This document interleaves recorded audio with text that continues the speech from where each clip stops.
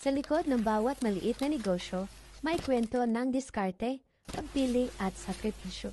Sa simpleng laundry at pre-love shop ni na Aling Joy, makikita natin kung paano nahaharap sa hamon ng kakulangan, presyo at pangangailangan ang mga negosyanteng Pilipino. Ito ang kwento ng tunay na ekonomiya, buhay na buhay sa araw-araw na desisyon.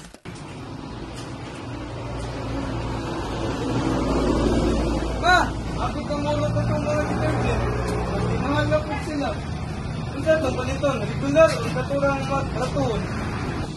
Hunang-hunang nawa na, kaya kung atong regular atong paliton, makasigurado ba na humot. Pero kung katong barato, makasave ka, pero ang kalidad ko Ano ka ito, Pio? mga nga tinatawag na ito nga process. Kaya na-assure dili tanan ko nato gusto ato mapalit. Bisag na ako kwarta, nahalan ka ko nato pilion sa ko ang mga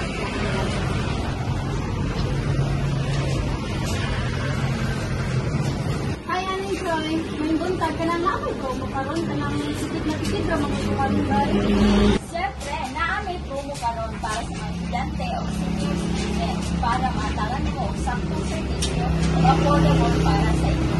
Ayo, karang salamat kay Aling Joy na kanang naapit pang sana ba? Unsa ko man yung pagkailan sa inana.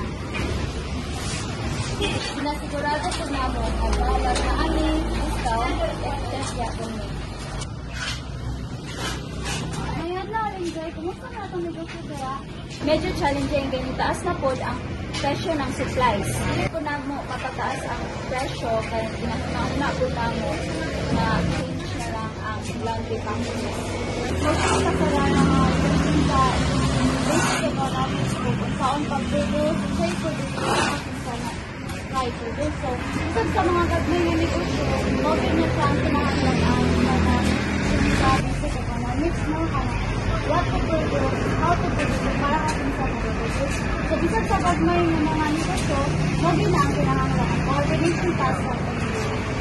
Mas ipilit po na nga magbaligya o sa po mga freelance goods para mas balan ko kung hindi na kailangan ng mga pagkusunod. Sample din na siya, let the market decide ng tao ninyo kung saan mga produkto ang dalikid mahalip murado ng mag-focus. That's an efficient resource to use mga sakto. Mas kung na po ka nang dito mga pera kaysa ka ng mga mahalong dito kay mas tipid na mas siya. Busa, importante dyan ang opportunity cost.